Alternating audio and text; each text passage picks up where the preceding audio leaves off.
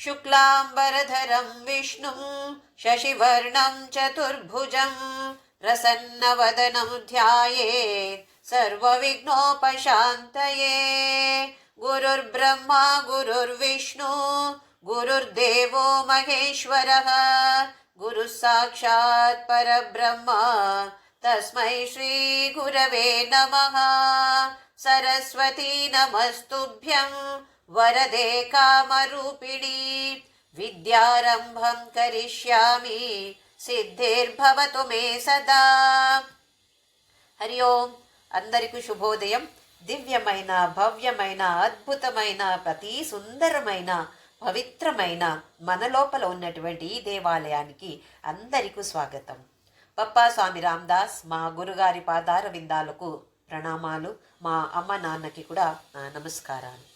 శృతి స్మృతి పురాణానాం ఆలయం కరుణాలయం నమామి భగవత్పాదం శంకరం లోకశంకరం. ఓం సహనా భవతు सहनौ भुनक्तु सह वीर्यं करवावहै तेजस्विनावधीतमस्तु मा विद्विषावहै. ओम शांति शांति शांति. ఆదిశంకరాచార్యులు తత్వబోధంలో మొదటిలో సాధన చతుష్టయ సంపన్న అంటే ఏంటి అని అర్హతలు దీని గురించి వివరించారు. ఏమేం అర్హత మనకు ఉండాలి, దేనికి మనకు ఒక కోర్స్ చేయడానికి ఒక ఎంట్రన్స్ ఎగ్జామ్ పెడతారు. ఏ కోర్స్ అయినా ఒక ఎంట్రన్స్ ఎగ్జామ్ పెడతారు. ఎందుకు? ఆ అర్హతలు ఉన్న వాళ్ళకి మాత్రమే ఇందులో ప్రవేశం. అలాగే ఈ 4 అర్హతలు ఉండాలి. వివేక వైరాగ్య శమాధి షట్క సంపత్తు ముముక్షుత్వ. ఇవి 4 మనకు ఉంది అంటే మనము క్వాలిఫైడ్. దేనికి? తత్వబోధ నేర్చుకోవడానికి, అలాగే ఉపనిషత్తులు అన్ని వేదాంతాన్ని నేర్చుకోవడానికి మనకు అర్హతలు సర్టిఫికేట్ ఉండినట్టు. లేదు అంటే అది లేదు అంటే దాన్ని మనము డెవలప్ చేసుకోవాలి. అది ఎట్లా చేసుకోవాలి అని తత్వబోధలో ఆదిశంకరాచార్యులు వివరణ ఇవ్వట్లేదు. అది మనకు భగవద్గీతలంతా వస్తుంది. లేదా మన వేదాల్లో 2 కాండాలు ఉన్నాయి, కర్మకాండ జ్ఞానకాండ. కర్మకాండాలు ఇవి అన్నీ వస్తాయి. జ్ఞానకాండ ఈ ఉపనిషత్. ఇందులో ఆత్మ బ్రహ్మ గురించి మాత్రమే ఉంటుంది. అంతే తప్ప నువ్వు ఈ పూజ చేయి, ఆ పూజ చేయి, ఈ స్తోత్ర చేయి, పఠన చేయని చెప్పట్లేదు. కర్మయోగ, ఉపాసనా యోగ ఇవి అన్నీ కర్మకాండంలో వస్తుంది. కర్మయోగ చేస్తే ఏమవుతుంది? ఎందుకు చేయాలి మనము? మనస్సు పరిశుద్ధంగా ఉండాలి, నిర్మలంగా ఉండాలి. ప్యూరిఫికేషన్. ఆ ప్యూరిఫై అవ్వాలి అంటే కర్మయోగ చేయాలి. కర్మయోగ అంటే మనకిప్పుడు తెలుసు. ఏ పని చేస్తే కూడా భగవంతుడా నీకే అర్పణ చేస్తాను సమర్పణా భావనతో చేయడం. అలాగే ఆ ఫలితాంశాన్ని స్వీకరించినప్పుడు ఇది నీ ప్రసాదమే, నువ్వు నాకు ఇచ్చిన ప్రసాదం ఇది. వేరే వాళ్ళకి అలా ఫలం వచ్చింది, అది వాళ్లకు నువ్వు అలా ప్రసాదం ఇచ్చావు, నాకు ఇలా ప్రసాదం ఇచ్చావు నువ్వు అని ఒక స్వీకారం, మంచి నవ్వుతో ఒక స్వీకారం చేయడమే కర్మయోగ. ఇది చేసి మనసు పరిశుద్ధంగా తయారవుతుంది. దానితో ఉపాసనా యోగ, మనము చేసే పూజ, సహస్రనామ పారాయణాలు, అభిషేక ఇవి అన్నీ, గుడికి వెళ్ళడము ఇవి అన్నీ, దీనివల్ల మనకేమవుతుంది? మనస్సు స్ట్రాంగ్గా ఉంటుంది. మనస్సు మనకు ఒక ఫోకస్ చేయాలి, దృష్టి పెట్టాలి అంటే మనస్సు స్ట్రాంగ్గా ఉండాలి. ఆ బలం ఎక్కడి నుండి వస్తుంది? మనకు మనస్సుకి బలం కావాలి, ఆ శక్తి కావాలి. ఆ శక్తి వచ్చేది మనకు ఈ పూజ, ఉపాసన యోగా లేదా భక్తి యోగం నుండి అది వస్తుంది. ఇప్పుడు మనస్సు పరిశుద్ధంగా అయింది, మహాశక్తి మనసుకి వచ్చింది అంటే ఈ జ్ఞాన ఇప్పుడు అర్థమవుతుంది. అంతవరకు ఎన్నిసారి ఉపనిషత్తు సత్సంగం వింటే కూడా బుర్రకి ఎక్కదు. ఎక్కితే కూడా అక్కడ ఉండదు. ఉంటే కూడా మన రెగ్యులర్ యాక్టివిటీస్లో పనికి రాదు. అందుకే ఈ అర్హతల్ని మనము డెవలప్ చేసుకోవాలి. ఆ తరువాత ఆదిశంకరాచార్యులు ఆత్మ అంటే శరీరత్రయము కాదు, పంచకోశాలు కాదు, 3 అవస్థలు కాదు, దీనికైనా భిన్నంగా ఉండి సత్ చిత్ ఆనంద స్వరూప అన్నారు. జీవ గురించి వివరణ ఇచ్చిన తరువాత జగత్తు గురించి వివరణ ఇచ్చారు. ఎందుకంటే మనము ఎవరితో వ్యవహారం చేస్తున్నాము? ఈ ప్రపంచంతోనే. లేవగానే మొదలవుతుంది పనులు, మళ్ళీ రాత్రి నిద్రపోయే వరకు ఇదే ప్రపంచంతో మనము వ్యవహారం చేస్తూ ఉంటాము. అందుకే ఈ ప్రపంచం అంటే ఏంటి, దాన్ని మనము తెలుసుకోవాలి అని జగత్తు గురించి కూడా వివరణ ఇచ్చారు. సృష్టి ఎలాగ అవుతుంది? సృష్టి అంటే నిజంగా సృష్టి అనే పద సరికాదు, అభివ్యక్తం అవుతుంది అని చెప్పాలి. కానీ మనము జనరల్గా సృష్టి అని ఉపయోగిస్తున్నాము కాబట్టి ఇక్కడ కూడా సృష్టి అని చెప్పొచ్చు.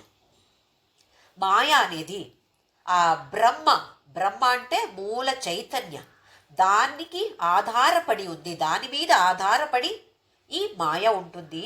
3 గుణాలు ఉంటాయి మాయకి, సత్వ రజ తమ. ఇలాంటి మాయ నుండి పంచమహాభూతాలు వస్తాయి. అంటే ఈ సూక్ష్మ రూపమైన పంచమహాభూతాలు, స్థూల కాదు, సూక్ష్మమైనది.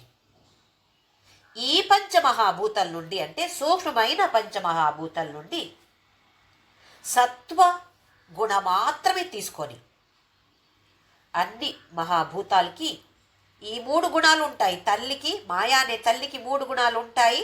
ఈ పిల్లలకి కూడా అన్ని 3 గుణాలు ఉంటాయి. అంటే సత్వ మాత్రమే తీసుకుంటే దాన్ని ఉపయోగించి జ్ఞానేంద్రియాల సృష్టి, అది కూడా సూక్ష్మ రూపమైన జ్ఞానేంద్రియాలు. రజోగుణ విభాగం తీసుకొని కర్మేంద్రియాల సృష్టి, మొత్తం సమష్టి రజోగుణతో పంచ ప్రాణాల సృష్టి, సమష్టి సత్వగుణతో అంతఃకరణ, మనస్సు బుద్ధి చిత్త అహంకార అనే అంతఃకరణ సృష్టి అవుతుంది. ఇప్పుడు తమోగుణ అలాగే ఉపయోగించలేము. అంటే మనము ఉపయోగిస్తున్నామో కాదు, ఆ సృష్టి అవడానికి అది పనికి రాదు. అక్కడ పంచీకరణ అని ఒక ప్రాసెస్ జరగాలి, అది మిక్స్ అవుతుంది అక్కడ. ఇది కూడా చూసాము, ఎలా మిక్స్ అవుతుందో అది కూడా చూసాము మనము. ఈ మిక్స్చర్ ప్రతి ఒక్క మహాభూత కూడా ఇప్పుడు మిక్స్చర్. ఆధా పోర్షన్ అదే పంచమహాభూతాల్లో ఆ భూత ఉంటుంది. ఇప్పుడు ఆకాశం తీసుకుంటే అందులో సగము ఆకాశమే ఉంటుంది, ఇంకా హాఫ్ అందులో ఒక్క పోర్షన్ వాయు, ఒక్క పోర్షన్ అగ్ని, ఒక్క పోర్షన్ జల, ఒక్క పోర్షన్ పృథ్వీ ఉంటుంది. అలాగే అన్ని మహాభూతాలు కూడా మిక్స్చరే అయిపోతున్నాయి. ఈ మిక్స్చర్తో మన స్థూల శరీర సృష్టి అవుతుంది. ఇప్పుడు మనకు 3 శరీరాలు ఉన్నాయి, ఇది నేర్చుకున్నాము. కారణ శరీర, సూక్ష్మ శరీర, స్థూల శరీర. అలాగే మాయా అంటే కారణ ప్రపంచం. మనకు దేహం ఎలాగుందో అలాగే ఈ ప్రపంచం అనేది మనము చెప్పొచ్చు. ఈశ్వరుడు భగవానుడికి ఉన్నటువంటి దేహం విశ్వరూప దర్శనంలో భగవద్గీత 11వ అధ్యాయంలో మనము చూసాము. అన్నీ అక్కడ కనపడుతున్నాయి, అందరూ ఉన్నారు అందులో. ప్రపంచంలో ఏమేమి ఉందో అవి అన్నీ ఆ భగవంతుడి దేహంలో ఉన్నాయి అని అర్జునుడు చూస్తాడు. అది విశేషమైన కళ్ళుతో, నార్మల్ కళ్ళకి మనకి అవి కనపడదు. కారణ ప్రపంచ, సూక్ష్మ ప్రపంచ, స్థూల ప్రపంచ. స్థూల ప్రపంచ అంటే మనకు కళ్ళకి కనపడే ప్రపంచం. సూక్ష్మ ప్రపంచ అంటే మన సూక్ష్మ శరీరం ఎలాగుందో అలాగే సూక్ష్మ ప్రపంచం. ఈ సూక్ష్మ ప్రపంచ, స్థూల ప్రపంచ ఇవి రెండు కూడా అవ్యక్త రూపంలో కారణ ప్రపంచంలో ఉంటుంది. అయితే కారణ శరీరం మనకు ఎలాగుందో అలాగే సమష్టిలో కారణ ప్రపంచం, సూక్ష్మ శరీరం మనకు ఎలాగుందో అలాగే ఇది వ్యష్టి.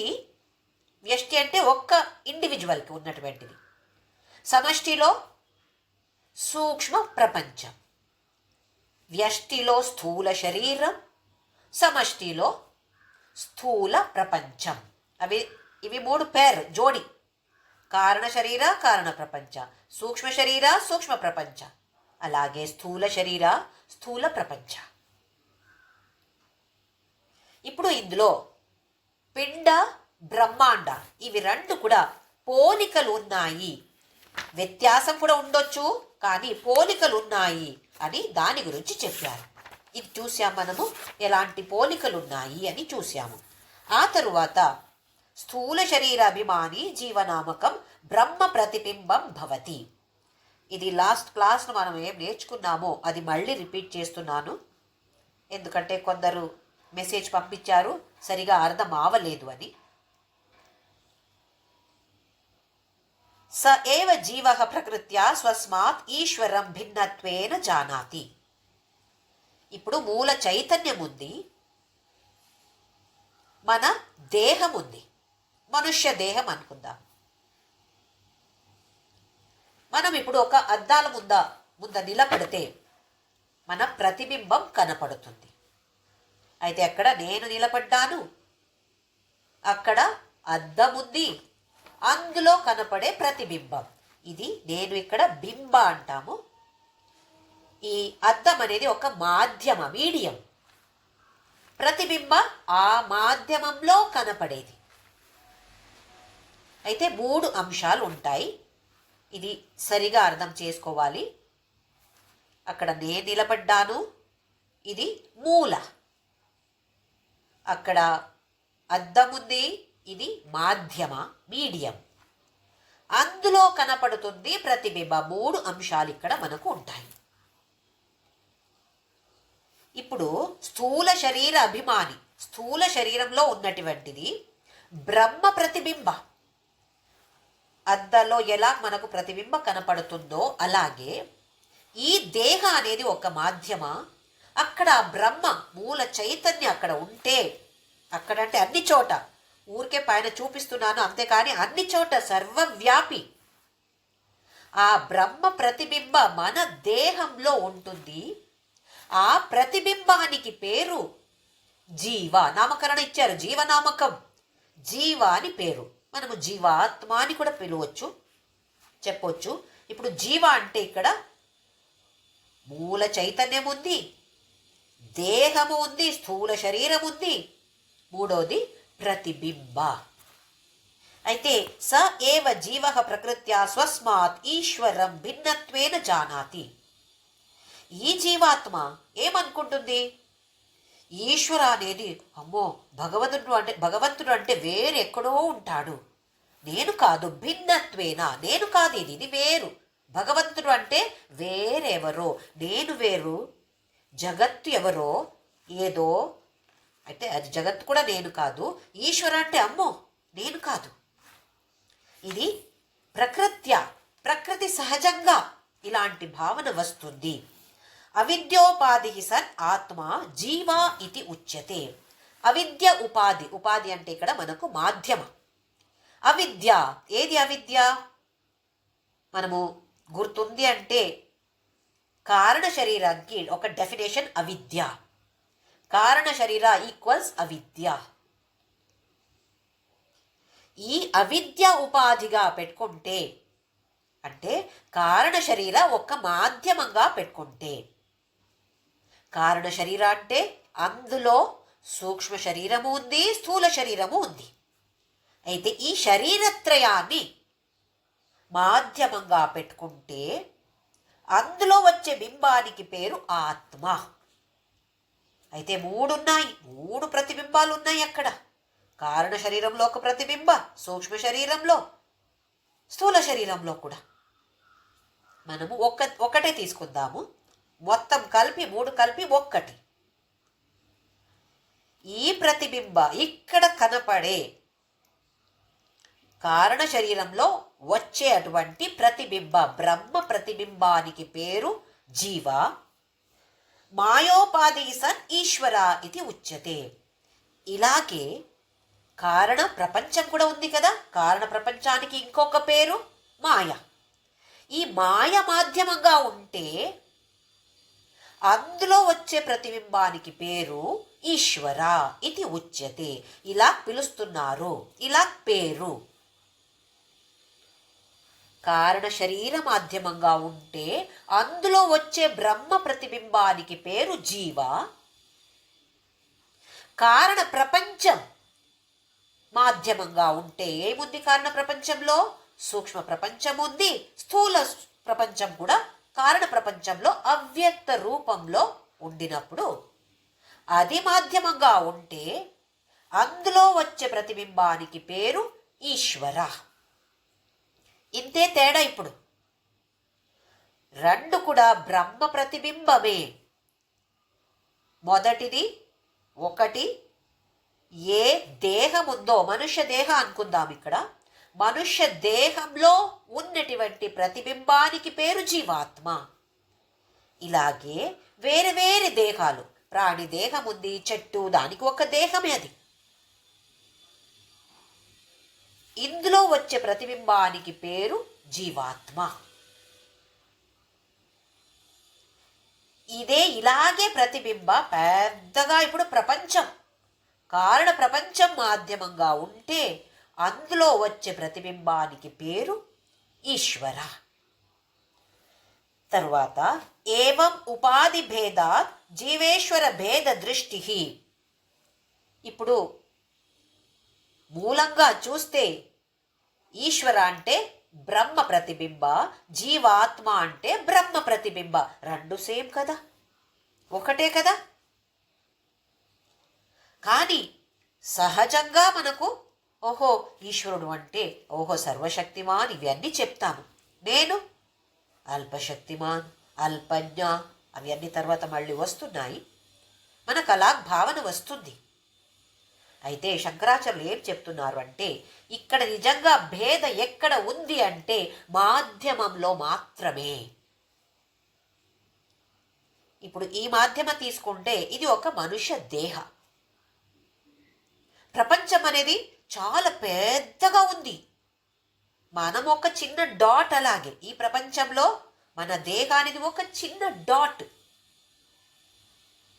మాధ్యమ ఇక్కడ చాలా చిన్నగా ఉంది, అక్కడ ప్రపంచం ఎంత పెద్దగా, బ్రహ్మాండం ఎంత పెద్దగా ఉంది. అయితే భేదం ఎక్కడ ఉంది? ఈ మాధ్యమంలో భేదం ఉంది. మాధ్యమంలో భేదం ఉంది అంటే ఆ ప్రతిబింబంలో కూడా భేద తేడా ఉంది.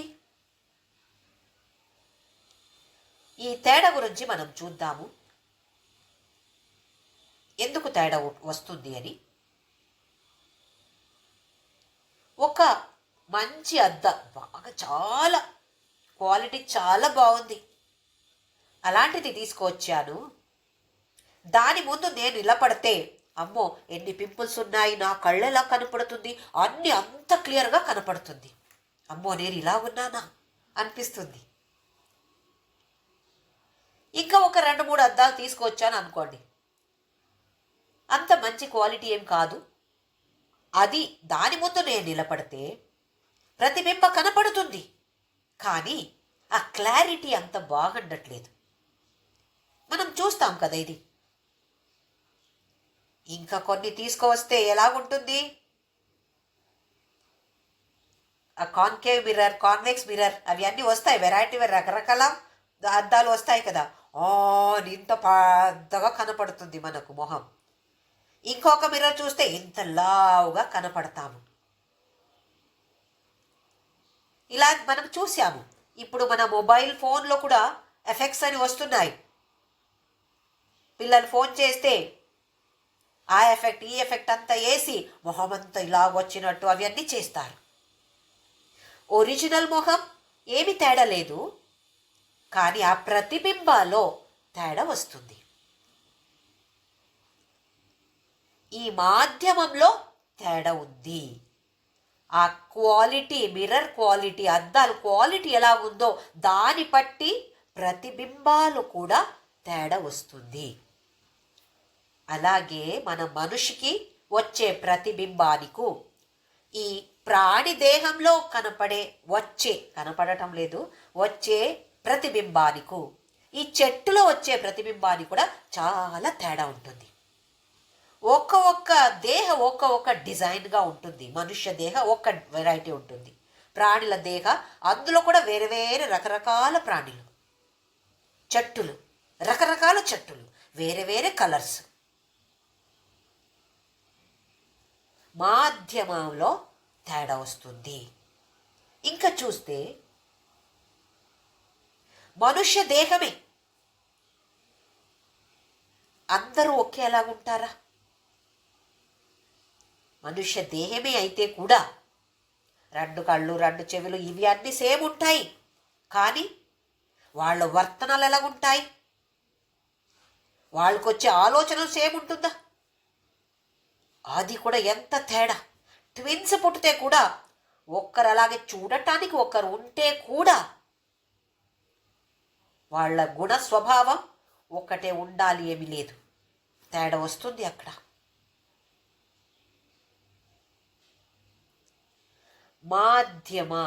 మాధ్యమంలో తేడా వస్తుంది. ఇంకా మనము నిద్రపోయినప్పుడు ఆ ప్రతిబింబ అనేది చాలా డల్గా ఉంటుంది. ఇప్పుడు తత్వబోధ చెప్తున్నామో వింటున్నామో, అమ్మో ప్రతిబింబ అలర్ట్గా ఉంది, నేర్చుకోవాలి, ఇది అర్థం చేసుకోవాలి, నేను అలర్ట్గా ఉంటుంది. నిద్రపోయినప్పుడు డల్ అయిపోతుంది. అంటే ఒక్క వ్యక్తిలో కూడా ఈ ప్రతిబింబ పైన కింద అవుతూ ఉంటుంది. ఇది మనము సరిగా అర్థం చేసుకోవాలి. ఈ ప్రతిబింబంలో తేడా ఉంటే మూల చైతన్యానికి ఏమవుతుంది? అందులో ఏ తేడా లేదు, అది సేమ్ ఉంటుంది. ఎలా మనం ఒక ఉదాహరణ తీసుకున్నాము, ఒక స్టేడియంలో క్రికెట్ మ్యాచ్ జరుగుతూ ఉంటే అక్కడ లైట్ ఉంటుంది. సూర్యుడు వెలుగు ఉండొచ్చు, లేదా లైట్స్ వేసి ఉండొచ్చు. ఏ టీం ఆడితే కూడా లైట్కి ఏమైనా వ్యత్యాసం అవుతుందా? ఏ టీం గెలుస్తే ఓడిపోతే లైట్కి ఏమైనా తేడా ఉందా? ఓహో ఇది ఇండియా టీం కదా, నేను కొంచెం ఎక్కువ ప్రకాశం ఇస్తాను, ఇది పాకిస్తాన్ కదా కొంచెం తక్కువ ప్రకాశం ఇస్తాను అని అంటుందా? ఆ లైట్కి ఏ తేడా లేదు. ఏమి జరిగితే అది అలాగే ఉంటుంది, జరగకపోతే కూడా అది అలాగే ఉంటుంది.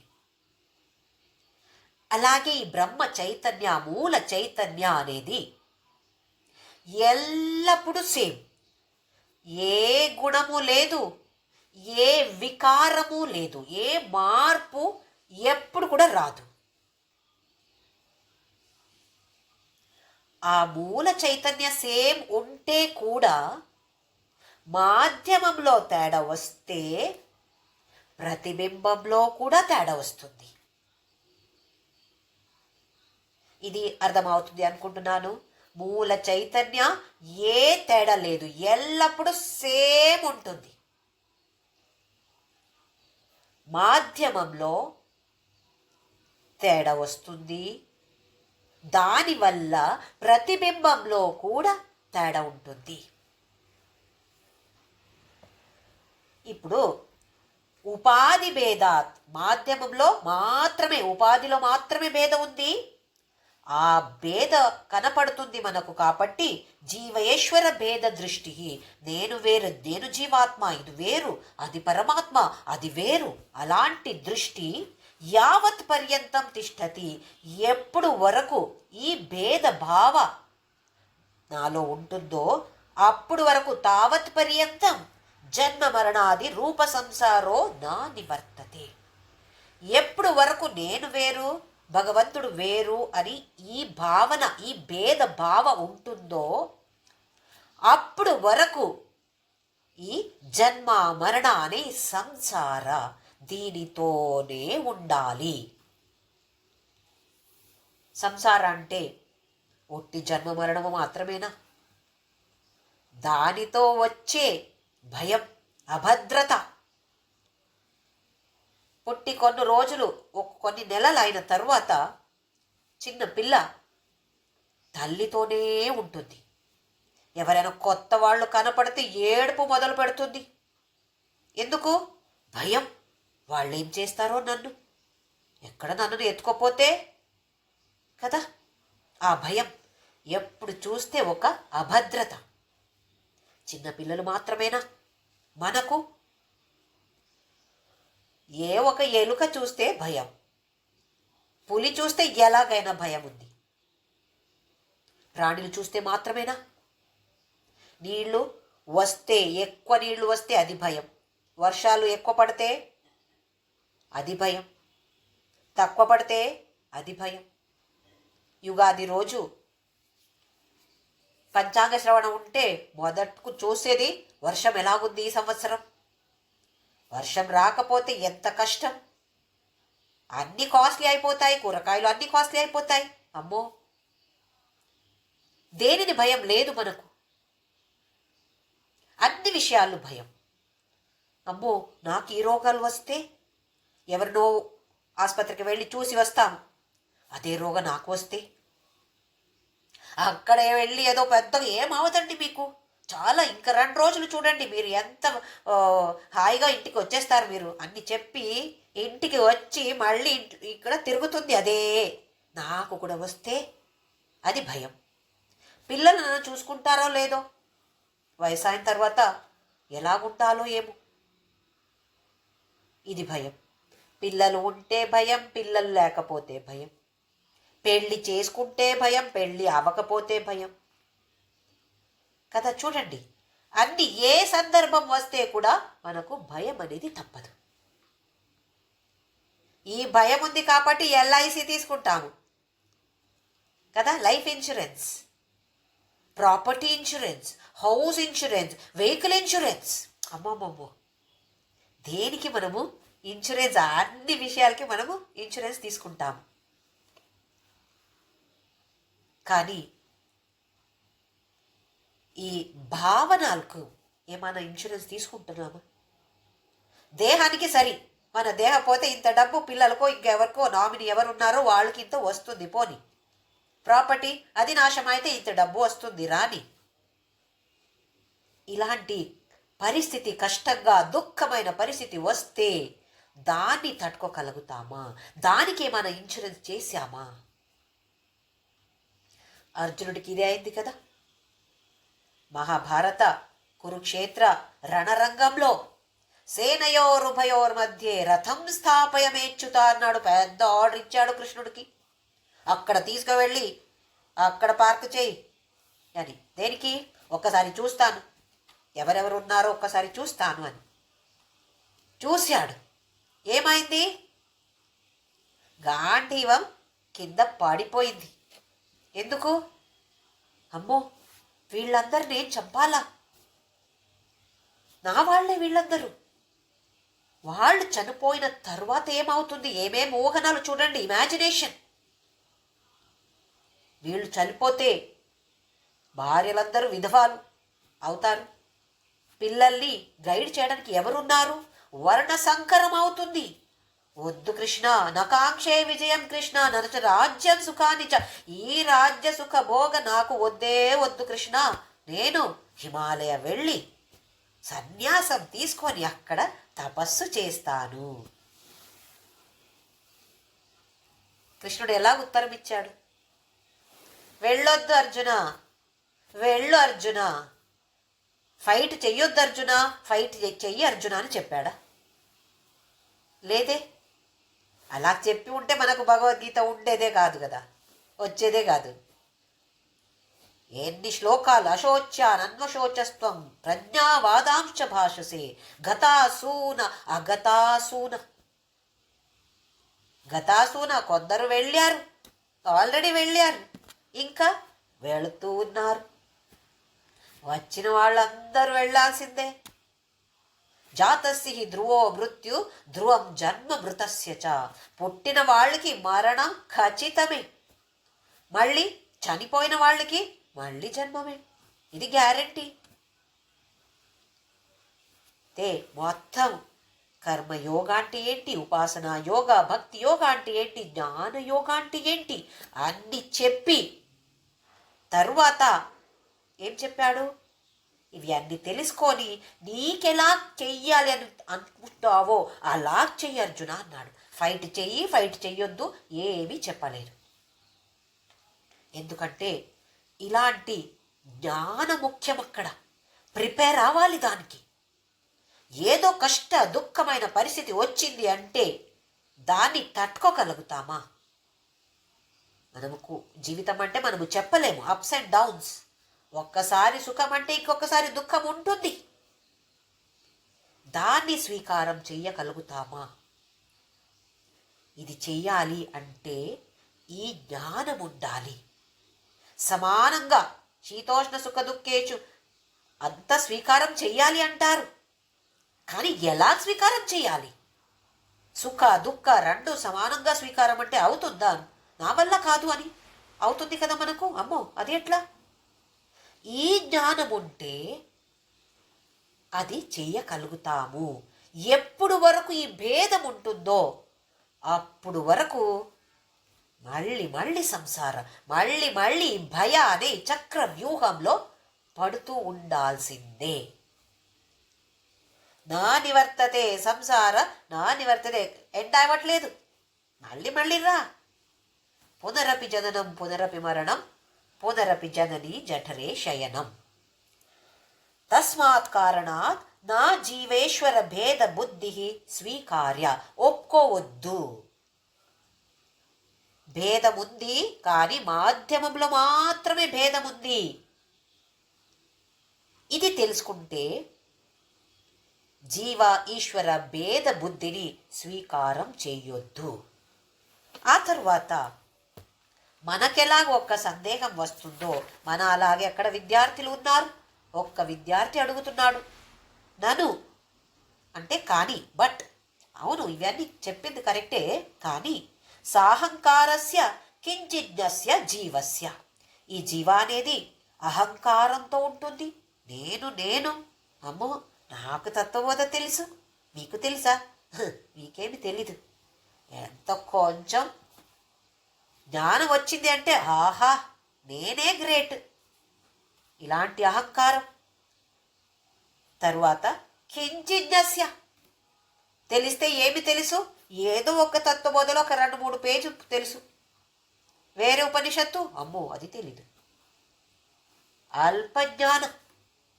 అల్పజ్ఞాన అహంకార ఉన్నటువంటి ఈ జీవ నిరహంకారస్య సర్వజ్ఞ ఈశ్వరస్య.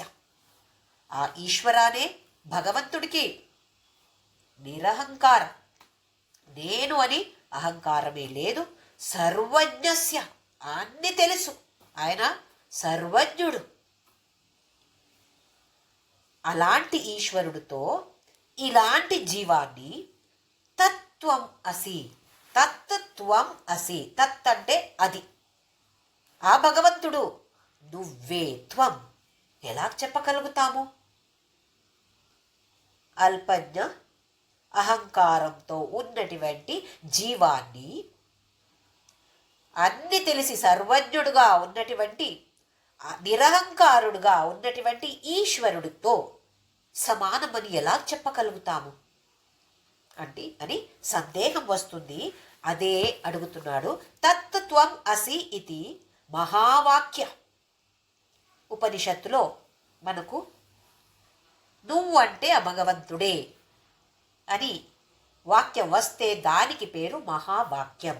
అహం బ్రహ్మాస్మి, నేనే బ్రహ్మ, ఇది మహావాక్యం. తత్వం అసి, నువ్వు అదే, ఇది మహావాక్యం. ఎక్కడ జీవాత్మ ఈక్వల్స్ పరమాత్మ అని ఒక ఈక్వేషన్ వచ్చేటువంటి వాక్యం ఉందో దానికి పేరు మహావాక్యం. తత్వమసి అని మహావాక్యం కథం అభేద బుద్ధి స్యాద్ ఉభయోః విరుద్ధ ధర్మాక్రాంతత్వాత్.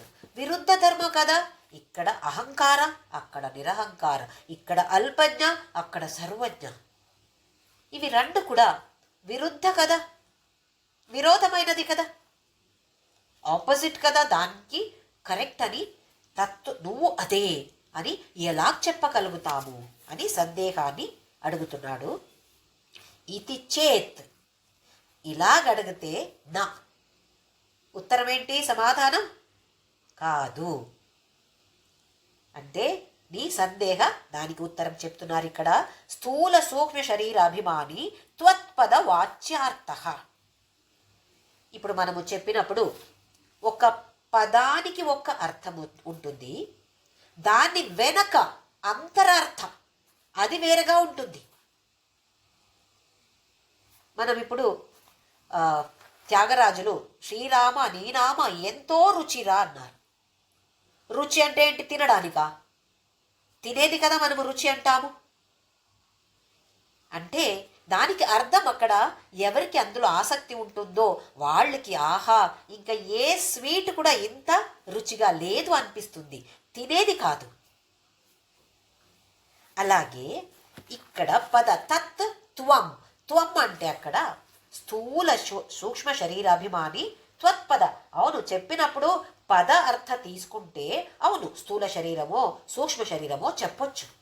కానీ ఉపాధి వినిర్ముక్తం సమాధి దశ సంపన్నం శుద్ధం చైతన్యం త్వం పద లక్ష్యార్థ. కానీ అంతరార్థ ఏంటి? త్వం అంటే అక్కడ స్థూల శరీరము కాదు, సూక్ష్మ శరీరము కాదు, కానీ శుద్ధ చైతన్య. ఏది శుద్ధ చైతన్య అంటే? ఆ మూల చైతన్య బ్రహ్మ, ఇది లక్ష్యార్థ. త్వం అంటే నువ్వు అని ఒక దేహం గురించి చెప్పేది కాదు, అది పద అంతే. కానీ దాని లక్ష్య ఏంటి? అంతరార్థ ఏంటి? నువ్వు అంటే ఆ మూల బ్రహ్మ. అయితే మన దృష్టికోణం మనము చేంజ్ చేసుకోవాలి. ఇప్పుడు వరకు నేను అంటే ఈ దేహం అని భావనతో ఇన్ని సంవత్సరాలు గడిచాము. నేను అంటే ఇప్పుడు నాకు జ్వరం. ఎవరికి జ్వరం అక్కడ? దేహానికి వచ్చిన ఒక రోగం. నేను సంతోషంగా ఉన్నాను. దేహానికి ఏమి సంతోషం అక్కడ? అది ఒక జడ వస్తు. అక్కడ మనస్సుకి సంతోషం. నాకు తత్వబోధ బాగా అర్థమైంది. నాకు అంటే అక్కడ దేహానికి ఏం అర్థమవుతుంది? బుద్ధి. ఒక్కసారి నేను అంటే స్థూల శరీరం అనుకుంటాము, ఒకసారి మాట్లాడినప్పుడు సూక్ష్మ శరీరం నేను అనుకుంటాము. కానీ ఇక్కడ ఏమంటున్నారు అంటే నువ్వు అంటే స్థూల శరీరము కాదు, సూక్ష్మ శరీరము కాదు. అయితే నేను అంటే ఎవరు? ఏ ఉపాధి లేనటువంటిది, ఉపాధి వినిర్ముక్తం సమాధి దశ సంపన్నం శుద్ధ చైతన్య. ఆ శుద్ధ చైతన్య నువ్వు. ఓ సాగర, సముద్ర చూడటానికి బీచ్కి వెళ్తే అలలు కనపడుతున్నాయి. ఎన్ని అలలు? కూర్చొని అక్కడ కూర్చొని కౌంట్ చేస్తామా? 1 2 3 అని? కౌంట్ చేయలేము. ఒకటి తర్వాత ఒకటి వస్తూ ఉంటాయి అక్కడ. కొన్ని చిన్న అలలు, కొన్నవి చాలా ఎత్తుగా వచ్చి ఇక్కడ దాకా వస్తుంది. మనం ఎక్కడ నిలబడ్డామో బీచ్లో అక్కడి వరకు వస్తున్నాయి. ఇప్పుడు ఒక అల మాట్లాడుతుంది అనుకుందాము, భావన ఉంది, మాట్లాడుతుంది అని అనుకుంటే అయ్యో నేను చాలా చిన్న అల, నేను ఇక్కడ దాకా మాత్రమే వెళ్తాను, అమ్మో అది చూడు ఎంత పెద్దగా ఉంది, చేనే మాత్రమే ఎందుకు ఇలాగున్నాను. అదే పెద్ద అల, ఆహా నేను పెద్దగా ఉన్నాను, అది చూడు ఎంత చిన్న అల అని అనుకోవచ్చు కదా. నిజంగా చూస్తే అది ఏంటి? అలలు అంటే నీళ్లు. ఇప్పుడు మన దృష్టిని నీళ్ళకి తీసుకువెళ్తే నీళ్ళు ఏమనుకుంటుంది? నేనే చిన్న అల, నేనే పెద్ద అల. మళ్ళీ వెనక వస్తాను, మళ్ళీ వెళ్తాను, వేరే వేరే రూపంలో వెళ్తాను. నేను వేరే వేరే పేర్లు నాకు ఇస్తారు, కానీ నిజంగా అది నేనే అని నీళ్ళకి తెలుసు. అక్కడ దృష్టికోణం మనము మారుస్తే మనకు తెలుస్తుంది ఎందుకు నేను ఇట్లా బాధపడాలి, చిన్నదో పెద్దదో అన్ని సేమ్ వాటరే కదా. అలాగే ఇక్కడ స్థూల శరీరమే నేను అని అనుకుంటున్నాము. ఈ స్థూల శరీరంతో వ్యామోహం ఉంది. ఈ స్థూల శరీరంతో వ్యామోహం ఉండినప్పుడు దానితో ఈ శరీరంతో ఏదేది కనెక్ట్ అయిందో అన్ని దీనితో మనకు వ్యామోహం. భార్య, భర్త, పిల్లలు, బంధువులు, స్నేహితులు, లేదా నా ఇల్లు, నా ప్రాపర్టీ, నా బ్యాంక్ బ్యాలెన్స్, నా పేరు, నా పొజిషన్ కదా. ఎందుకు? ఈ శరీరం మీద అంత అభిమానం. మనము ఐడెంటిఫికేషన్ ఈ శరీరంతో. ఈ శరీరంతో ఐడెంటిఫై చేసుకుంటే ఎన్ని రోజులు ఉంటుంది ఈ శరీరం? కొన్నేళ్ళో కొన్నాళ్ళో. ఆ తర్వాత నాశం అవుతుంది. ఎప్పుడు నాశం అవుతుంది అది తర్వాత చూద్దాము. కర్మ ఫల ఏంటో అప్పుడు. మన కర్మ ఫల అక్కడ ప్రారబ్ధ కర్మ శూన్యమైతే పని తీరిందో లేదో వెళ్ళాల్సిందే. కొంచెం తర్వాత వస్తాను నేను అని యమధర్ముడికి చెప్పగలుగుతామా? ఈ పని చేసి వస్తాను ఉండు కొంచెం అని. ఏమి లేదు. ఈ స్థూల శరీరం అనేది ఆగమ అపాయన, వస్తుంది పోతుంది, పునరపి జననం పునరపి మరణం. ఇది నేనా? ఈ మాధ్యమంతో చూస్తే ఈశ్వరుడు అమ్మో పెద్ద ప్రపంచ మాధ్యమం వేరే, భేదం ఉంది అందులో. మన దృష్టికోణం మార్చాలి. సూక్ష్మ శరీరం నేనా? సూక్ష్మ శరీరం ఎప్పుడు నాశనం అవుతుంది? ఇవి అన్ని గుర్తుపెట్టుకోవాలి. ఎప్పుడు నాశనం అవుతుంది అంటే ప్రళయం వచ్చినప్పుడు. ఒక్క సృష్టి నుండి ఒక్క ప్రళయం వరకు అదే సూక్ష్మ శరీరం మనకు. అందులో ఏమేం పెడతామో అందులో తేడా వస్తుంది. మంచిగా తత్వబోధ తెలుసుకొని, భగవద్గీత తెలుసుకొని, లలిత సహస్రనామ, విష్ణు సహస్రనామ అంత పఠన చేసి మంచి ఆలోచనలు ఉన్నాయో మంచి జన్మం. ఆ జన్మంలో మళ్ళీ ఏమేమి స్టోర్ చేస్తామో మంచిది స్టోర్ చేస్తే మంచి సూక్ష్మ శరీరం. దాన్ని మనము ఇంప్రూవ్ చేసుకోవచ్చు. లేదా చెడ్డ ఆలోచన, వేరే వాళ్ళ గురించి అంత చెడ్డగా ఆలోచించి సూక్ష్మ శరీరాన్ని మనము చెడగొట్టవచ్చు. అంటే నీచ జన్మం. వచ్చే జన్మంలో ఏ దేహం మనకు వస్తుందో చెప్పలేము. మానవ జన్మమే దొరుకుతుంది అని ఏ గ్యారెంటీ లేదు. కానీ ఇప్పుడు ఈ తత్వబోధ తెలుసుకొని ఓహో ఇది ఇలా ఉందా అని అలాంటి జ్ఞానం వస్తే తరువాత ఇంకా మనము వెనక చూసే అవసరం లేదు. అయితే మనకి ఈ జ్ఞానం అనేది చాలా చాలా ఇంపార్టెంట్. స్థూల శరీర వాసాంసి జీర్ణాన్ని యథా విహాయ అన్నాడు 2వ అధ్యాయ భగవద్గీతలో. చాలా శ్లోకాలు లక్ష్యార్థం అంత మంచిగా చెప్తున్నాయి. ఇది ఎలాగంటే ఒక డ్రెస్ ఎలాగ మార్చుతావో అర్జున, అలాగే ఈ దేహం. అయ్యో నేను వాళ్ళని చంపాలి అని అనుకుంటున్నావా? గతాసున కొందరు వెళ్ళిపోయారు, ఇంకా కొందరు వెళుతూ ఉన్నారు. ఉన్నవాళ్ళు ఎవరున్నారు? పర్మనెంట్గా ఇక్కడ ఎవరైనా ఉంటారా? ఆ దేహంలో వచ్చావు అంటే వెళ్ళాల్సిందే.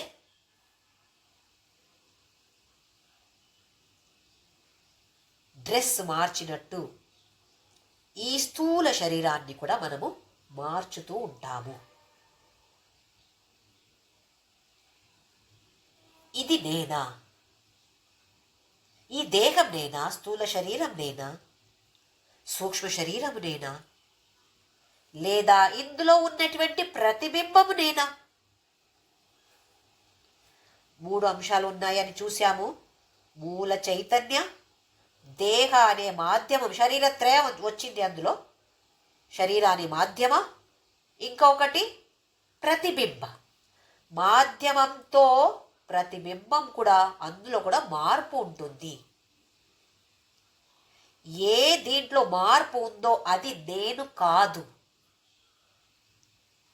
అసతో మా సద్గమయ, అసత్తు నుండి నన్ను సత్తుకి తీసుకువెళ్ళు. సత్ అంటే ఎల్లప్పుడూ ఏది ఉంటుందో దానికి మాత్రమే పేరు సత్ అని. స్థూల శరీరం ఎల్లప్పుడూ ఉంటుందా? కొన్ని సంవత్సరాలు ఉండి తర్వాత నాశనం అయిపోతుంది, ఇది తెలుసు మనకు. సూక్ష్మ శరీరం ఒక్క సృష్టి నుండి ఒక్క ప్రళయ వరకు ఉంటుంది, తరువాత మళ్ళీ అది కూడా నాశనం అయిపోతుంది, అవ్యక్త రూపంలో కారణ శరీరంలో వెళ్ళిపోతుంది. అది కూడా నేను కాదు. ఇప్పుడు మనం ఏం ప్రార్థన చేస్తున్నాము? దేవుడా, ఇంతవరకు నేను అంటే స్థూల శరీరం అని ఉండింది, లేదా మనస్సు బుద్ధి అహంకార ఇవన్నీ నేను అని ఉండింది. కానీ ఇక్కడి నుండి సత్తుకి తీసుకువెళ్ళు అంటే ఏది ప్రయాణం చేయాలా? ట్రైన్ ఎక్కాలా? బస్ ఎక్కాలా? ఏ ప్రయాణం కాదు, అలాంటి ప్రయాణం కాదు. కానీ దృష్టికోణం మార్చాలి. నువ్వు మార్చేసే నా దృష్టికోణంలో మార్పు రావాలి. ఇప్పుడు నేను అంటే ఆ మూల చైతన్య, నాలో ఉండే మూల చైతన్యం నేను అంటే అందరిలో ఉన్నటువంటిది ఒకే మూల చైతన్యం. మూల చైతన్యం రెండు లేదు, ఒక్కటే. జీవాత్మలు చాలా ఉన్నాయి. ఎన్ని పార్ట్స్ మనము పెడతామో, ఎన్ని అద్దాలు పెడతామో అన్ని ప్రతిబింబాలు మనకు కనపడుతున్నాయి. కానీ అక్కడ మూల అనేది ఒక్కటే ఉంటుంది. ఇప్పుడు 3 అంశాలు ఉన్నాయి మనకు. మూల చైతన్యం ఉంది, శరీరం ఉంది, ప్రతిబింబం ఉంది. నేను అంటే ఏది? నేను అంటే దేహమునేనా లేదా ప్రతిబింబమునేనా? ఇవి రెండు నేను అని భావనతో ఉంటే తత్వమసి వర్కౌట్ అవ్వదు మనకు. అహం బ్రహ్మాస్మి, ఆహా కాదు. నేను భగవంతుడు సేమ్ కాదు. అందుకే కదా మనము అష్టోత్తర సహస్రనామ నామావళి నమః నమః నమః అవి అన్నీ చెప్పి నువ్వు అంటే ఆహా అలా ఉండేవాడు, ఇలా ఉంది నువ్వు అని చెప్పి పూజ చేస్తున్నాము. నిజంగా చూస్తే ఆ బ్రహ్మ చైతన్యకి నిర్గుణ, ఏ గుణము లేదే. కానీ మనం ఎలా పూజ చేస్తున్నాము? అమ్మో అంత మంచి గుణ నీకుంది అని చెప్పట్లేదా? ఇది ద్వైత భావం. నేను వేరు, భగవంతుడు వేరు అనేది ద్వైత భావం. మొదటిలో ఇది కావాలి. కర్మయోగ ఏం చెప్తున్నాము? నీకు సమర్పణ చేస్తున్నాము. ఎవరు నువ్వు అంటే? అది కూడా నేను అంటే మళ్ళీ సమర్పణ ఏముంది అందులో? కానీ ఈ ద్వైత భావ కావాల్సిందే. కర్మయోగ పూజ చెయ్యాలి. ఎవరికి పూజ చేయాలి? నాకే నేనేం పూజ చేసుకుంటాను? భగవంతుడికి కదా పూజ చేసేది. అయితే అక్కడ ఈశ్వరుడు అంటే ఒక వేరే ఎంటిటీ. నేను వేరు, ఈశ్వరుడు వేరు అని. ఇక్కడి నుండి ఆ జ్ఞాన రావాలి. ఇప్పుడు నేను ఇక్కడ చేయి చూపిస్తున్నాను. నా చేయి కనపడుతుందా? అందరికి కనపడుతుంది. ఈ చేయి తీస్తే ఏం కనపడుతుంది? ఇప్పుడు ఏమీ కనపడటం లేదు. అక్కడ లైట్ ఉంది కదా, అది కనపడటం లేదా? లైట్ ఉంది. గమనం అక్కడ ఉందా? దాన్ని గమనిస్తున్నామా? లేదు. అది టేకన్ ఫర్ గ్రాంటెడ్. చెయ్యి మీదనే అంత గమనం ఉంది. అలాగే ఈ దేహం అనేది కనపడుతుంది. ఆ ఆత్మ మూల చైతన్య కనపడటం లేదు. మన జ్ఞానేంద్రియాలకి కూడా దొరకదు, మనస్సుకి దొరకదు, బుద్ధికి దొరకదు. ఎందుకు? ఏ గుణము లేదు అంటే ఎలా దొరుకుతుంది? అందుకే మనము ఈ దేహాన్ని సరిగా ఉపయోగించాలి. ఒక ఇన్స్ట్రుమెంట్. అలాగే స్థూల శరీర డెఫినేషన్ వస్తే చూశాము. ఇవి అన్నీ ఒక సాధనము. సూక్ష్మ శరీరం ఒక సాధనం. స్థూల శరీరం కూడా మనకు ఒక వెహికల్ అలాగే. ఇక్కడి నుండి ముందుకు వెళ్ళాలి అంటే దీన్ని ఉపయోగించాల్సిందే. అందుకే దీన్ని సరిగా కేర్ తీసుకోవాలి. మనం ఎలా కేర్ తీసుకుంటున్నాము? మంచి పౌడరు ఇంకా షాంపూ అవి ఇవన్నీ వేసి ఎంత మంచి స్మెల్ రావాలి అలా చూసుకుంటున్నాము. వ్యామోహం ఉంది. ఇప్పుడు అది తగ్గించి నేను వ్యాయామం చెయ్యాలి, యోగాసన చెయ్యాలి, ప్రాణాయామ చెయ్యాలి. ఎందుకు? ధ్యాన చెయ్యాలి. ధ్యాన చెయ్యాలంటే ఇవన్నీ అవసరమే. మన దృష్టి ఇప్పుడు ఇక్కడి దాకా వెళ్ళాలి. అవును, నా దేహం ఇది, నేను కాదు, నా దేహం ఇది. దీన్ని సరిగా నేను చూసుకోవాలి, సరిగా ఉపయోగించాలి. దేనికి ఉపయోగించాలి? అధ్యాత్మ పథంలో ముందుకు వెళ్ళాలి. దానికి సరిగా నేను ఈ దేహాన్ని, ఈ మనస్సుని, బుద్ధిని, స్మృతి దీన్ని సరిగా ఉపయోగించాలి. ఏమేం పెట్టుకున్నాం ఇక్కడ, ఏమేం అనవసరమో అవి అన్నీ ఇక్కడ స్టోర్ చేసి పెట్టి, ఏమి అవసరమో దాన్ని పెట్టడానికి ఇక్కడ మనకు ప్లేస్ లేదు. అయితే మనము సరిగా కేర్ తీసుకోవాలి. దీన్ని ఉపయోగించి ఇది అంటే నేను కాదు, సూక్ష్మ శరీరము నేను కాదు, జీవాత్మ కూడా నేను కాదు, నేను ఆ మూల చైతన్య, అందరిలో ఉన్నటువంటి, ప్రపంచం మొత్తం ఉన్నటువంటి ఆ మూల చైతన్యమే నేను అని ఈ భావన రావాలి. అది అంత సులభంగా రాదు. ఏదో థియరీ అర్థమవచ్చు, అందులో ఏముంది, మూల చైతన్య నేను ఈ దేహము కాదు, నేను సూక్ష్మ శరీరము కాదు. ఓహో, అర్థమైంది కదా. అప్పుడు ఎవరో ఫోన్ చేస్తారు, మీ పిల్లలకి ఎవరికో బాగలేదండి అంటే ఏడుపు మొదలవుతుంది. ఎక్కడ పోయింది ఈ తత్వ? ఏదో ఎవరో చనిపోతే ఎంత దుఃఖం మనకు, ఏడుపు మొదలు కదా. అవ్వో నువ్వు లేకపోతే నేను ఎలా బతుకుతాము, ఇవి అన్నీ ఉంటాయి. అదే శుద్ధ చైతన్య. ఇది గ్యారంటీ కదా. పుట్టిన వాళ్ళకి అందరికీ మరణం గ్యారంటీ. ఆయన ఎవరో వెళ్తూ చనిపోయారని ఏడుస్తూ కూర్చుంటే ఇంకా ఏ క్షణంలో మనం వెళ్ళాలో మనకు తెలీదు. దాని గురించి ఆలోచిస్తున్నామా? అక్కడ ఏడవడం మాత్రమే తెలుసు మనకు. అయితే ఈ తత్వాన్ని అర్థం చేసుకోవాలి. అయితే ఇక్కడ ఉపాధి వినిర్ముక్త సమాధి దశ సంపన్నం శుద్ధం చైతన్యం త్వం పద లక్ష్యార్థ. తరువాత ఏవం సర్వజ్ఞత్వాది విశిష్ట ఈశ్వర తత్పద వాచ్యార్థ. ఈశ్వరుడు అంటే పేరు, అర్థమేంటి? ఓహో, చాలా స్పెషల్గా ఉండేవాడు. ఇది పద అర్థం. ఉపాధి శూన్యం శుద్ధ చైతన్యం తత్పద లక్ష్యార్థ. నిజంగా అంతర అర్థ, ఇన్నర్ మీనింగ్ అంటాం కదా, అది ఏంటి? ఈశ్వర అంటే ఏ ఉపాధి లేదు. జీవాత్మ అంటే కూడా అది చూశాము. తరువాత నిజంగా అంతే ఉపాధి వినిర్ముక్తం అన్నారు. అలాగే ఉపాధియే లేదు, మాధ్యమ లేనటువంటిది శుద్ధ చైతన్య తత్పద లక్ష్యార్థ. ఈశ్వర అంటే మూల చైతన్యమే, జీవాత్మ అంటే కూడా ఆ మూల చైతన్యమే. ఇది అక్కడ తత్ త్వం అసి, అందులో త్వం అనే పదానికి ఇది అర్థం.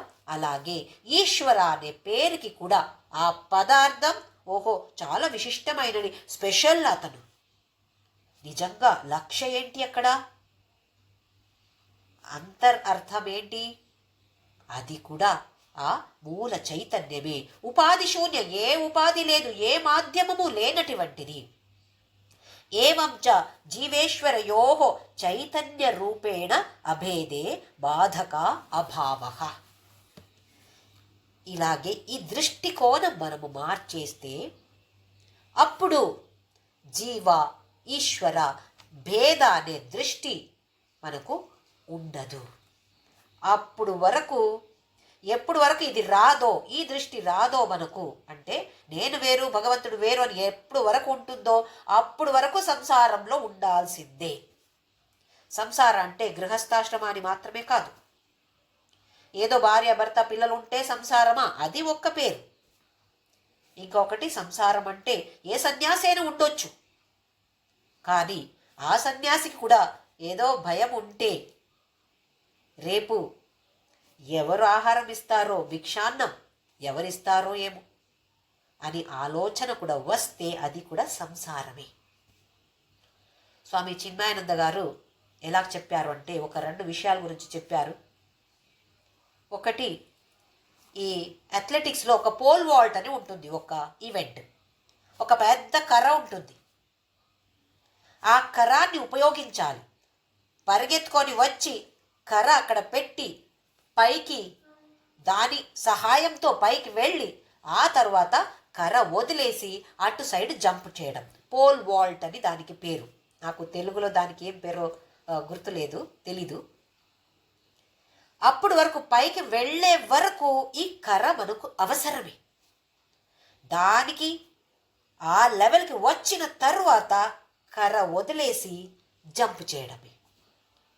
అలాగే ఈ ద్వైత భావ ఆ పైన వరకు, ఆ జ్ఞానం వచ్చే వరకు ఇది అవసరమే. కర్మయోగ, ఉపాసన యోగ, భక్తి యోగ ఇవన్నీ అవసరమే. ఒక్కసారి ఆ లెవెల్కి వెళ్ళామో ఆ తరువాత దీన్ని పడేసి అటు జంప్ చేయడమే. ఆ జ్ఞానం వచ్చిన తరువాత కావాలైతే యూజ్ చేసుకోవచ్చు, పూజ చేయొచ్చు, పూజ చెయ్యాలి అని అవసరము లేదు. అలాగే ఇంకొక విషయం ఏం చెప్పారు అంటే, ఈ దేహం అంటే ఎలా ఉంది అంటే, ఇంగ్లీష్లో వూంబ్ అంటే గర్భం, ఊంబ్ నుండి తోంబ్ అంటే సమాధి. ఊంబ్లో గర్భంలో ఫస్ట్ వస్తాము, ఆ తర్వాత కొన్ని రోజులు ఉంటాము, తర్వాత మళ్ళీ సమాధి, స్మారక. వాళ్ళు స్మారక వీళ్ళు స్మారక అని సమాధి కట్టుతారు చూడండి, అది. మళ్ళీ పుట్టుతాము ఇంకొక గర్భంలో, మళ్ళీ సమాధికి వెళ్ళిపోతాము. సమాధి అంటే ఆ సమాధి స్టేట్ కాదు, చనిపోవడం. వూంబ్ నుండి టూంబ్కి వెళ్ళడమే ఈ స్థూల శరీర అంటున్నారు. ఇవన్నీ ఆలోచిస్తే ఒక్క క్షణం అవును కదా అనిపిస్తుంది, కానీ తరువాత క్షణం మళ్ళీ మన సంసారం మొదలవుతుంది. మనము పూజ చేస్తే మొదటిలో ఇది చెప్తాము, దేహో దేవాలయ ప్రోక్తో జీవో దేవ సనాతన. అంటే ఏంటి? ఈ దేహమే దేవాలయం. అందుకే కదా అద్భుతమైన సుందరమైన మన లోపల ఉన్నటువంటి ఈ దేవాలయానికి రండి అని చెప్పడం. ఎక్కడో ఉన్నటువంటి దేవాలయానికి వెళ్ళే అవసరం లేదు. ఎప్పటి వరకు? ఆ స్థితి వచ్చే వరకు. జీవ దేవ సనాతన, సనాతనమైన దేవుడే ఈ జీవాత్ముడు. పూజ చేసే ముందు, మొదలు పెట్టే ముందు ఇది చెప్తున్నాము. ఈ శ్లోకం చెప్పి, త్యజేత్ అజ్ఞాన నిర్మాల్యం, అజ్ఞానాన్ని నిర్మాల్యాన్ని వదిలేసి సోహం భావేన పూజయేత్. స అహం, నేను ఆ ఈశ్వరుడే, ఆ భావనతో పూజ చేస్తాను. ఇది ఒక శ్లోకం, దడబడ అని శ్లోకం చెప్పి పూజ చేయడం మనము. కానీ దానికి అర్థం ఏంటి? ఈ దేహమే దేవాలయం, ఈ దేహంలో ఉన్నటువంటి జీవాత్ముడే ఆ సనాతనమైన దేవుడు. అజ్ఞాన అనే నిర్మాల్యాన్ని వదిలేసి మనము చేస్తాం కదా, నిన్న పెట్టిన పూజ పూలు ఇవన్నీ తీసి అక్కడ పడేసి ఇవాళ కొత్తది. అలాగే అజ్ఞానం అనేది అక్కడ నిర్మాల్యం. సోహం భావేన, సహ అహం, ఆయన నేనే, ఈ భావతో నేను పూజ చేస్తాను. ఎవరైనా ఈ శ్లోక చెప్పి పూజ మొదలు పెడతారు అంటే ఈ భావనతో ఆ శ్లోక చెప్పి పూజ మొదలు పెట్టాలి. లేదా ఈ శ్లోకం రాదు, చెప్పట్లేదు, కానీ పూజ చేస్తాను అంటే పూజ చేసే ముందు అహమిత్యేవ విభావయే భవాని అంటాము లలితా సహస్రనామ ధ్యాన శ్లోకంలో. అహమితి ఏవ భవాని, నువ్వే నేను, నేనే నువ్వు. ఇదే భావ. నేను ఈశ్వరుడు వేరే వేరే కాదు, ఈశ్వరుడే నేను. అహం బ్రహ్మాస్మి, నేనే ఈశ్వరుడు. నా వల్ల మొత్త జగత్తుకి చైతన్యం వస్తుంది కదా. బ్రహ్మ మూల చైతన్యం అన్ని చోట ఉంది కదా. అది నేనే అంటే నేనే కదా అన్ని చోట ఉన్నటువంటిది. ఈ భావన అంత ఈజీ కాదు, కానీ ప్రతిసారి పూజ చేసినప్పుడు ఒక్కసారి ఆ భావన తీసుకురావాలి. నేనే నువ్వు, నువ్వే నేను, అహమిత్యేవ విభావయే భవాని. ఈ భావనతో పూజ చేస్తే కొంచెం కొంచెం మనము ఈ అధ్యాత్మ పథంలో ముందుకు వెళ్ళగలుగుతాము, ప్రగతి సాధించగలుగుతాము. ఒక 2 నిమిషాలు టైం దొరికితే కూర్చొని, నేను ఈ దేహమా, ఈ దేహమైతే నాశమైపోతుంది. జీవాత్మ, నేను జీవాత్ముడా. జీవాత్మ అంటే మళ్ళీ అది ప్రతిబింబమే. ఈ దేహ నాశం అయితే ప్రతిబింబము నాశమైపోతుంది. అసతోమా సద్గమయ, తమసోమా జ్యోతిర్గమయ, మృత్యోర్మా అమృతం గమయ. ఈ తమస్సు నుండి అంటే అంధకారం నుండి జ్యోతి, జ్యోతి అంటే ఇక్కడ జ్ఞానం, అజ్ఞానం నుండి జ్ఞానం, అక్కడ దాకా నన్ను తీసుకువెళ్ళు. ఆ తరువాత మృత్యోర్మా అమృతం గమయ. ఆ తరువాత మృత్యు లేదు. దేహానికి ఉండొచ్చు, కానీ నేను దేహం కాదా, నాకు తెలుసు, నాకు నేను కాదు అని తెలుసు. అయితే అమృత, మరణం లేనటువంటి ఆ శుద్ధ చైతన్య నేను. ఈ భావన కొంచెం కొంచెం ప్రయత్నం చేసి ముందుకు వెళ్ళే ప్రగతి సాధించే ప్రయత్నం చేద్దాము. అందుకే నామస్మరణ ఇవి అన్నీ మనకు కావాలి.